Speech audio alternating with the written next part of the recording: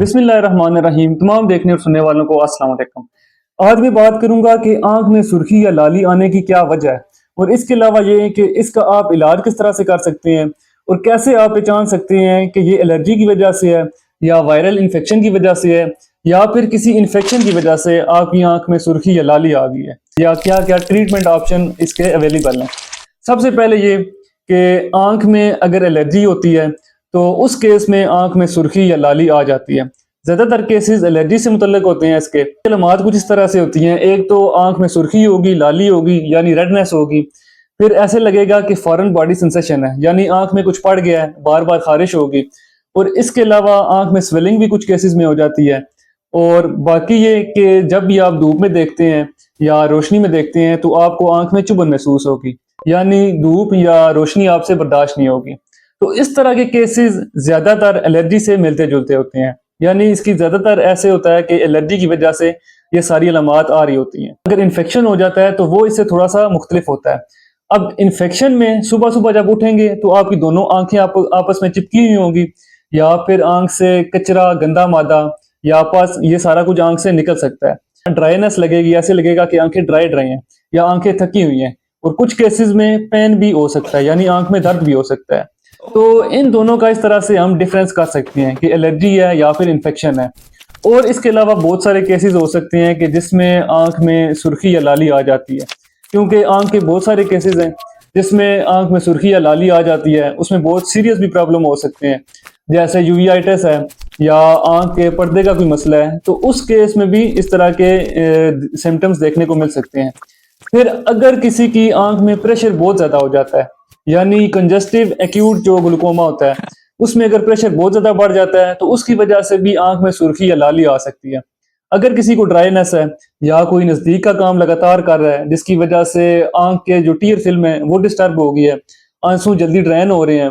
फिर इसके अलावा किसी को सब कंजक्टाइवल एमरेज है या वायरल इन्फेक्शन है जैसे कंजक्टिवाइटिस है, पिंक आई है या अशुबे चश्म किसी को हो गया, तो इन सारे केसेस में आंख में सुर्खी, लाली या फॉरेन बॉडी या आंख में चुभन, इस तरह के केसेस हो सकते हैं। स्वेलिंग भी हो सकती है। तो इन सब केसेस में आप एक तो आर्टिफिशियल टीयर्स या लुब्रिकेंट आई ड्रॉप्स का इस्तेमाल कर सकते हैं, जिसमें क्रिस्टेन है, सिस्टेन है, पोली टीयर्स है या रिफ्रेश टीयर्स है या टीयर जेल है। ये सारे आप इस तरह के बहुत सारे ब्रांड्स नेम आते हैं जो आप इस्तेमाल कर सकते हैं। और अगर किसी को वायरल कंजक्टिवाइटिस हो गया या अशुबे चश्म हो गया तो उसमें आप साथ ठंडी पट्टी से आंख की ठकोर भी कर सकते हैं, यानी कोल्ड कंप्रेसिस भी आप कर सकते हैं। फिर बहुत सारे केसेस ऐसे होते हैं कि जिनमें आंख में रेडनेस आ जाए तो आपको लाजमी डॉक्टर को चेक कराना चाहिए। वैसे तो आंख में अगर कोई भी इंफेक्शन है या कोई भी मसला हो रहा है तो आपको डॉक्टर को लाजमी चेकअप कराना चाहिए ताकि आपको उसका स्पेसिफिक रीजन पता चल सके। फिर इसके अलावा अगर किसी को इन्फेक्शन हो जाता है, जैसे बैक्टीरियल इन्फेक्शन है या बैक्टीरियल कंजक्टिवाइटिस हो जाता है, तो उस केस में आंख से कचरा, गंदा मादा या पस निकल सकती है।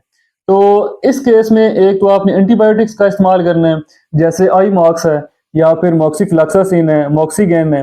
तो इस तरह के एंटीबायोटिक आई ड्रॉप्स आप इस्तेमाल कर सकते हैं। फिर इसके अलावा एंटीबायोटिक ऑइंटमेंट्स का भी आप इस्तेमाल कर सकते हैं। और इसके अलावा कोल्ड कंप्रेसिस भी यूज कर सकते हैं, यानी ठंडी पट्टी से आंख की टकोर भी कर सकते हैं।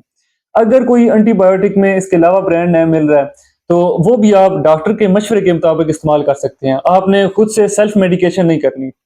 फिर इसके अलावा अगर किसी की आंख में वेसल्स लीक होगी या बर्स्ट होगी, जैसे सब कंजक्टिवल हेमरेज है, तो वो हफ्ता या 2 हफ्ते में खुद ब खुद ठीक हो जाती है। तो ये बहुत सारे केसेस हैं आंख के जिसे आप खुद ट्रीट कर सकती हैं। और इसके अलावा अगर किसी को आंख में रेडनेस है, सुर्खी या लाली है, तो उसके साथ साथ आंख में शदीद तरह का पेन हो रहा है, यानी बहुत सख्त आंख में दर्द हो रहा है, फिर सर में भी दर्द हो रहा है, तो इस केस में आपको लाजमी डॉक्टर को चेकअप कराना चाहिए ताकि पता चल सके कि इसका क्या रीजन है, कि पर्दे में कोई मसला तो नहीं है या फिर आंख का प्रेशर बहुत ज्यादा इंक्रीज तो नहीं हो गया, ग्लूकोमा तो नहीं हो गया, उसकी वजह से आंख में चुभन हो रही है, रेडनेस एकदम से बढ़ जाती है, या कोई और इश्यू तो नहीं है, यूवीआइटिस वगैरह तो नहीं है।